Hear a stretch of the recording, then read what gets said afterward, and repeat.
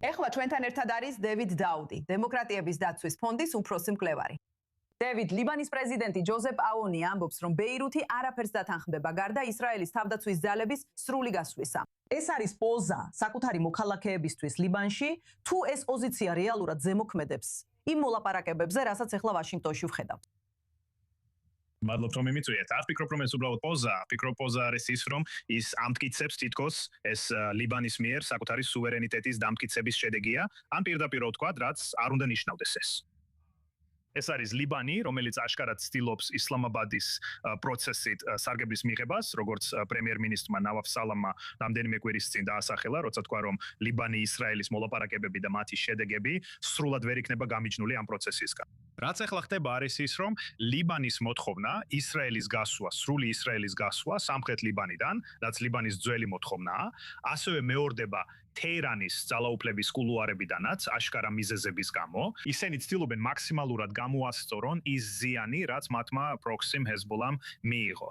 ამის ნაწილი არის ისრაელის ოკუპაცია სამხრეთ ლიბანში. ეს პირდაპირ ეხება ჰეზბოლას წინააღმდეგობის ნარატივის არსს. თუ გავიხსენეთ 2000 წლის 25 მაისს, როდესაც ჰეზბოლა ცრუობს, თითქოს მათ სამხედრო გზით გამოაძევეს ისრაელის სამხრეთ ლიბანიდან, ეს ასე არ არის. იყო შიდა ისრაელის ფაქტორი, რაელის ფაქტორები, რომლებმაც გამოიწვია გასვლა. მიუხედავად ამისა, ჰეზბოლა ამტკიცებს, რომ მათ გააძევეს ისრაელი ლიბანიდან, რომ მათ გაათავისუფლეს სამხრეთ ლიბანი.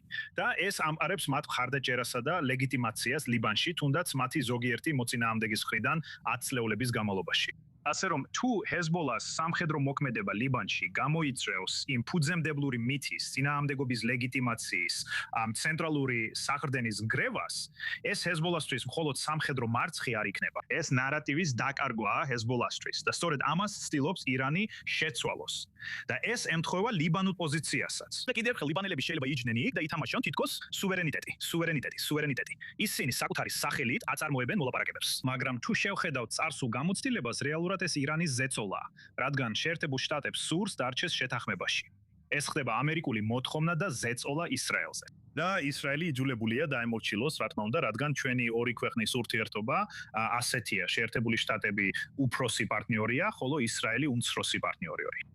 აბა, როგორ მოქმედებს ეს დეკომპლექციის ჯგუფი, რომელიც ირანმა და შეერთებული შტატების შუამავლებმა შვეიცარიაში შექმნეს, მაგრამ არა ისრაელმა? როგორ აისახება ეს ვაშინგტონში მიმდინარე მოლაპარაკებებზე? ნახოთ, ანუ თუ მკითხავთ, ვფიქრობ ვაშინგტონში მიმდინარე მოლაპარაკებები უბრალოდ ფასადია, ხო ასე? ეს უბრალოდ ფარსია, რომელიც იმის საჩვენებლად იმართება, თითქოს ირანი არ არის ის, ვინც მართავს პროცესებს და განსაზღვრავს რა მოხდება ლიბანში. ამიტომ ვფიქრობ, რაც არ უნდა მოხდეს ვაშინგტონის მოლაპარაკებებზე, ეს რეალურად უნიშნელოა, ეს უბრალოდ ფოტოსესია. არაფერი კონკრეტული არ მოხდება.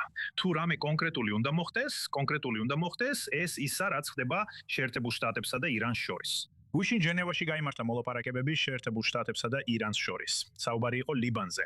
ამის შესახებ ინფორმაცია გავრცელდა ჯერ კიდევ მოლაპარაკებების დაწყებამდე. ეს ირანისთვის ძალიან მნიშვნელოვანი საკითხია. იცით, ირანი აპრილის შუა პერიოდიდან მოყოლებული ეგრეთ წოდებული ჩიკენს თამაშობს შეერთებულ შტატებთან. რისკავს ამერიკისა და ისრაელის სამხედრო მოქმედებების გაგრძელებას ირანის წინააღმდეგ, იმ ტკივილს, რასაც ეს ირანს აყენებს, მხოლოდ იმისთვის, რომ ჰეზბოლა გადაარჩინოს. ისინი ამბობენ, თუ ჰეზბოლაზე ომს არ შეწყვეტ, ჩვენ მზადვართ გავაგრძელოთ ისრაელისა და ამერიკის სამხედრო მოქმედებების ტკივილის ატანა, აი რამდენად მნიშვნელოვანია ეს ირანელებისთვის. ეს რომ ეს ნამდვილად ირანის ხაზზეა და რაც იქ მოხდება, სწორედ ის განსაზღვრავს იმ ჩარჩოებს, თუ რას მისცემენ ისრაელს უფლებას გააკეთოს ლიბანში. უკვე მოვისმინეთ ცნობები, რომ ისრაელის ძალებს თხოვენ სამხრეთ ლიბანის გარკვეული ტერიტორიებიდან გასვლას, როგორც კეთილინების ჟესტს ლიბანის მთავრობის მიმართ, მაგრამ კიდევ ერთხელ ეს ირანის მოთხოვნის შესრულებაა ისრაელის მიერ სამხრეთ ლიბანიდან გასვლის შესახებ. რა ხდება ლიბანელ მშვიდობიან მოსახლეობასთან? ბრაზდებიან ისინი იმაზე, რომ ირანი იღებს გადაწყვეტილებებს. როცა სუვერენიტეტზე ვსაუბრობთ, ეს არა მხოლოდ ლიბანის მთავრობას, არამედ თავად ლიბანელ მშვიდობიან მოსახლეობასაც ეხება. ბრაზდებიან ისინი, თუ უბრალოდ ბედნიერები არიან, რომ ომი შეიძლება მალე დასრულდეს.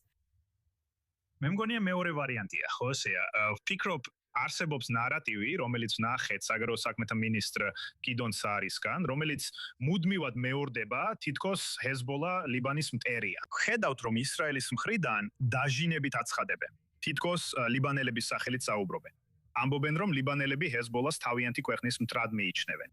ხედავთ, რომ სახელმწიფო მდივან მარკო რუბიოსგან მუდმივად იგივე პოზიცია მოდის.